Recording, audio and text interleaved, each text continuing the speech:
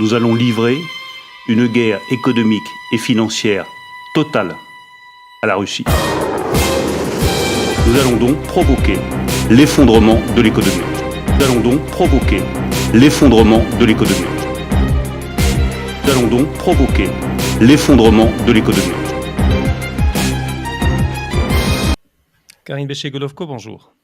Bonjour. Et bon, le mot était dit, troupes de l'OTAN sur le territoire ukrainien. Et puis également, il a réitéré cette célèbre phrase, c'est-à-dire qu'il fallait tout faire pour empêcher la Russie de gagner. Tout ça comment entre dans une ce mécanique qui a positionnement été prévue, qui a été organisée, qui a été mise en scène. Et là, on arrive en fait au cœur du truc, c'est qu'il y a cette phase mise en scène, mais il y a aussi cette phase politique. Donc, l'on voit que la France a été lancée pour entraîner derrière elle les pays de l'OTAN dans un conflit direct avec la Russie. Pourquoi ? Macron aussi a donné la réponse, parce qu'on ne peut pas perdre. L'OTAN ne peut pas perdre. Parce que si l'OTAN perd sur le front ukrainien, l'OTAN perd le pouvoir. L'OTAN perd le pouvoir. L'Ukraine, c'est pas l'Afghanistan. Les États-Unis vont pas pouvoir se retirer gentiment en disant bon, tant pis, ça n'a pas marché, on essaiera autrement ailleurs. Non, l'Ukraine, ils peuvent pas se retirer. Donc, ils sont obligés d'aller jusqu'au bout. À chaque fois, on se souvient de l'escalade. Il y avait d'abord, il suffit de former des soldats ukrainiens et on va gagner. Il suffit de mieux armer les soldats ukrainiens et on va gagner. Il suffit de fournir des chars aux soldats ukrainiens et on va gagner. Il suffit. Le dernier stade, c'est quoi ? Il suffit d'y aller nous-mêmes et on va gagner. Donc, en fait, c'est une escalade logique. Le problème, c'est qu'elle est complètement décalée de la réalité. Elle est décalée de la réalité parce que ça fait quand même 30 ans qu'on désindustrialise la France, l'Allemagne, aussi, et bon, bref, tous les pays européens. Et la question se pose, et s'ils partent, enfin, s'ils veulent partir au combat directement, ils partent avec quoi dans le sac à dos ? Ensuite, l'autre question qui se porte, et qui va le porter, le sac à dos ? Parce que l'armée aussi, elle a quand même été passée à la moulinette. Donc, je dis pas qu'elle n'existe pas, je dis qu'elle n'est plus conçue pour un conflit traditionnel. Nous avons des armées qui sont hyper technologisées, qui sont hyper spécialisées, qui vont très bien jouer avec les drones, envoyer des missiles à droite à gauche. Bon, d'accord. Mais là, s'il faut aller sur le front, il faut envoyer combien ? 300, 400, 500 000 hommes ? Combien ? Et on va les trouver où ? Alors peut-être que les militaires de carrière n'auront pas le choix si on les envoie. Mais derrière, il va rester les familles. Il va rester les proches. Il va rester les amis. Il va rester tous ceux qui sont contre. Et qui tout à coup vont se réveiller parce que finalement, ça arrive devant leur porte. Donc, le problème, c'est que il y a, oui, effectivement, une véritable volonté de passer à un stade supérieur parce qu'il n'y a plus le choix, parce qu'ils comprennent très bien qu'ils peuvent pas faire la guerre par procuration. Par contre, il me semble, je peux me tromper, mais il me semble qu'ils n'ont pas les moyens ni techniques, ni politiques, ni sociaux, ni économiques d'assumer la guerre dont ils rêvent. Parce qu'ils la fantasment, cette guerre. Ça fait des années qu'ils la préparent. Mais après, ils ont le moyen de sauver la face en négociant ou en obligeant Zelensky à négocier, ce qui permettrait à tout le monde de sauver la face au lieu de surenchérir, ce qui permettrait à l'OTAN de garder sa crédibilité, de ne pas perdre, et à la Russie de ne pas perdre non plus. Bon, l'Ukraine va perdre dans l'eau, mais c'était prévu dès le début. Ils veulent négocier comment ? S'ils ont déjà pas pu négocier sur la Crimée, s'ils n'ont pas pu négocier le retour du Donbass dans l'Ukraine, ce qui était quand même prévu par les accords de Minsk, puisque la Russie avait été d'accord, dans le cadre des accords de Minsk, que le Donbass rentre dans l'Ukraine. Tout à fait, dans le cadre d'un an État et quelques fédéral. Oui, mais dans le cadre de l'Ukraine. Donc, d'une armée qui lui avait tiré dessus pendant 1 an et demi. Même ça, l'Occident n'a pas été capable.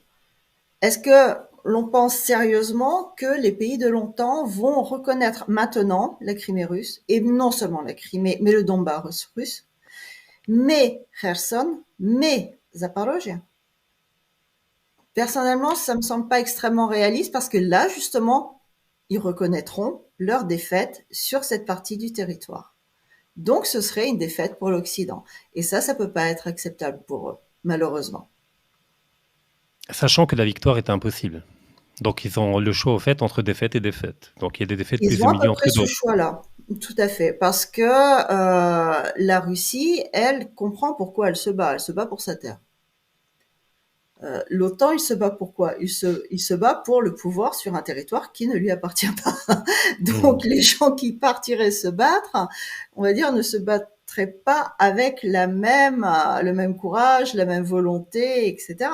Soit vous n'avez pas envie de voir des chars britanniques, allemands, américains arriver dans vos villages, soit vous êtes dans ces chars et vous allez voir ce qui se passe dans les villages des autres. C'est pas tout à fait la même position quand même sur le plan humain. D'accord. Et sur le plan juridique, si jamais l'armée de l'OTAN débarque en Ukraine et qu'elle entre en confrontation avec l'armée russe, l'article 5 ne peut pas être activé, puisqu'il n'y a pas eu d'agression d'un pays membre de l'OTAN. Alors, déjà, il n'y a pas en soi d'armée de l'OTAN. Il y a des armées nationales des pays qui sont membres de l'OTAN. Et ça, c'est ce qu'on a tendance un petit peu à oublier en Occident, c'est que quand on parle de cette armée de l'OTAN, c'est pas quelque chose d'abstrait. C'est très concrètement les gens, citoyens des pays membres de l'OTAN qui sont directement concernés. Parce que c'est eux qui la constituent, cette armée. Ensuite, n'oublions pas que les accords bilatéraux entre certains pays de l'OTAN, ça a commencé par la Grande-Bretagne, derrière la France, l'Allemagne, ça s'étend, sont conclus avec l'Ukraine, qui prévoit à peu près la même chose que cet article 5. C'est-à-dire qu'en cas de nouvelle agression de l'Ukraine, dans ce cas-là, ces pays, sans aucune limite précise indiquée dans ces accords, s'engagent à aider et à soutenir l'Ukraine contre la Russie. Donc, en fait, ce sont des accords qui prévoient un engagement militaire sur le terrain. Et comme ces pays reconnaissent déjà l'agression de l'Ukraine par la Russie, de facto, ils s'engagent à rentrer sur le terrain. La question est de savoir quand, politiquement, ils seront prêts à le faire ou quand ils recevront l'ordre d'y aller.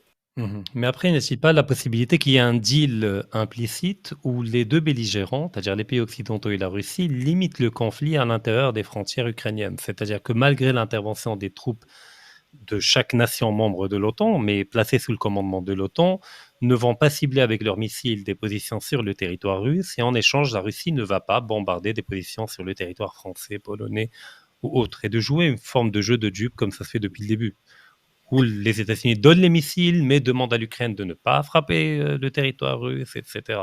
Bon, ils n'ont rien à demander puisque ceux qui déterminent les cibles et qui donnent les coordonnées de Oui, tir, c'est eux-mêmes. globalement, On ils est n'ont pas d'accord. grand-chose à demander. S'ils veulent pas tirer, ils tirent Oui, pas. oui.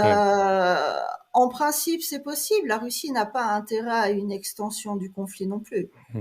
Donc, il y a peu de chances quand même qu'elle vienne tirer les bases militaires en France ou les bases même américaines en Europe.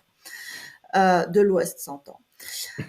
Pour l'Europe de l'Est, les rapports sont quand même plus difficiles, donc ça, c'est à voir. Ensuite, la question qui se pose aussi, c'est par exemple, est-ce que la France ou l'Allemagne irait défendre la Roumanie si l'une des bases était ciblée après avoir ciblé la Russie? Ça, c'est moins sûr. Autre aspect, oui, on pourrait se dire qu'il peut y avoir un deal pour un certain temps. Le temps que ce deal ne soit plus suffisant pour les pays de l'OTAN. Pour l'un ou pour l'autre. C'est une phase d'escalade de toute façon. Et malheureusement, pour aller dans ce sens, là, l'ambassadeur d'Allemagne vient d'être convoqué aujourd'hui au ministère des Affaires étrangères russe. Pourquoi? Parce que la Russie a délicatement apporté sur un plateau les résultats d'une écoute téléphonique entre 4 officiers allemands qui sont en train de mesurer quand même combien de missiles il faudrait pour pouvoir détruire le pont de Crimée. Le pont de Crimée, c'est en Russie. Ils prévoient quand même à peu près une vingtaine de missiles, parce que bon, c'est un gros ouvrage, donc ça va demander de faire quelques efforts, afin de pouvoir le détruire. On parle des missiles Taurus. Tout à fait. Ce sont des missiles allemands. Donc, est-ce que réellement un accord pourrait être trouvé. Le problème, c'est qu'il y a eu tellement d'accords déjà entre soit l'URSS, soit la Russie et l'Occident qu'il devient difficile quand même de les prendre au sérieux. Il y a eu cet accord qui avait été donné de non-extension des bases de l'OTAN. On voit où elles se sont déplacées, vers les frontières de la Russie. Il y avait eu ces accords avec les accords de Minsk qui ont permis en fait le développement de l'armée de l'OTAN en Ukraine. Le problème en fait, c'est de savoir jusqu'à quel point réellement, et pour une raison qui est quand même assez surprenante pour l'instant, ces élites globalistes ont à ce point besoin de cette guerre. Et finalement, c'est la seule question. On n'a pas vraiment la réponse. Mais si ils arrivent dans leur tête à s'imaginer pouvoir garder le pouvoir sans cette guerre, on pourra peut-être passer à travers. S'ils en ont à ce point besoin, j'ai peur que ça finisse par aboutir. Parce que pour l'instant, la Russie reste calme quand même. Hein. Les régions de Koursk se font toucher, les régions de Belgorod sont régulièrement touchées. Il y a des drones qui se baladent à Saint-Pétersbourg. Là, il y a encore un pont ferroviaire vers la Volga qui a été touché. Bon, la Russie reste calme. Elle ne répond pas en Allemagne. Elle ne répond pas en Grande-Bretagne. Elle ne répond pas à la France, qui sont quand même les principaux pays qui sont actifs déjà sur le terrain et qui d'ailleurs, depuis les déclarations de Macron, l'ont reconnu. Ça a libéré la parole, en fait, l'onde de choc provoquée par Macron. Parce que chacun, comme ça, a gentiment pu reconnaître, oui, mais de toute façon, on est déjà sur place, mais on ne prévoit pas d'y être beaucoup plus. Donc, chacun reconnaît déjà y être. Avant, on nous parlait des humanitaires qui étaient sur place. Maintenant, ils reconnaissent qu'ils y sont, que ce sont des officiers de l'armée régulière de ces pays. Donc, ils sont déjà partis au conflit. Et la Russie ne répond pas directement contre ces pays, parce qu'elle n'a pas envie de provoquer une troisième guerre mondiale. Mais à un moment donné aussi, il y a des limites. Si réellement elle est en danger, elle finira par répondre. Il ne faut pas rêver, il ne faut pas non plus que ces pays pensent que la patience, c'est de la faiblesse. Simplement, en Russie, ils sont peut-être moins fanatiques que les autres. Et d'ailleurs, pour revenir à l'Allemagne, l'écoute, enfin le fichier audio qui a été révélé, n'est-il pas le symptôme d'une forme de fracture en interne entre d'un côté l'état-major qui est soumis à Washington et de l'autre côté Olaf Scholz qui est tenu par d'autres impératifs comme le patronat allemand qui voit depuis le début d'un très mauvais œil tout cela et qui peut-être n'était pas d'accord ou n'était même pas au courant de ce type de stratégie élaborée par l'armée allemande. N'y a-t-il pas des fragilités en interne qui commencent à apparaître en Allemagne ? Je pense qu'il y a effectivement des fragilités en interne, en Allemagne, en France, en Grande-Bretagne, à peu près dans tous les pays de toute façon. Parce que